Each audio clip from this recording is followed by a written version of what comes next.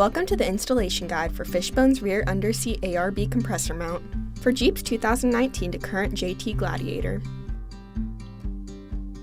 Step 1. Lift up your driver's back seat.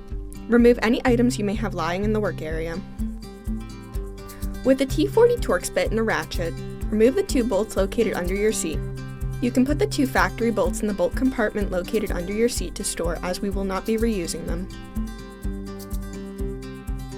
Step 2. Flip your air compressor onto its front face. Take your ARB compressor bracket with the ridges faced upward and line it up with the holes on the back of your air compressor. Using a 10mm socket or wrench, screw in 8 of the short M6 screws, lock washers, and washers. Step 3. Take your bracket and line it up with the 2 factory holes located under your seat. With a 10mm socket or wrench, install the 2 included long M6 screws. Make sure not to tighten the screws too much, as it may damage your plastic panel. Step 4. Slide your ARB air compressor onto the bracket located under your seat with the air filters facing the JT's tailgate. The bracket's ridges on your air compressor should be on the outside of the bracket. Once you have the bracket holes aligned, screw in 2 of the included short M6 screws, lock washers, and washers with a 10mm socket or wrench on the side furthest away from you.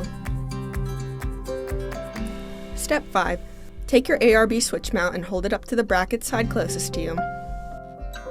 With the bracket holes aligned, use the remaining short M6 screws, lock washers, and washers, and screw them into place using a 10mm socket or wrench, ensuring a tight fit.